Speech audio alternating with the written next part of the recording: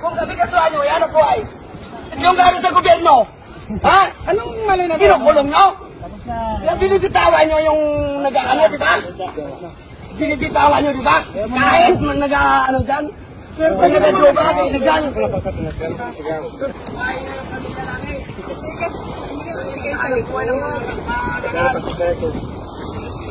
Salamat kami kung lumalakad kami.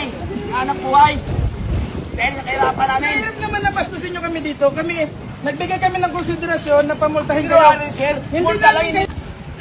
Sa 8 days pa yung bangka namin. Kasama lang kami sa hanap buhay ng may pamalakayan na ganyan para kami mabuhay.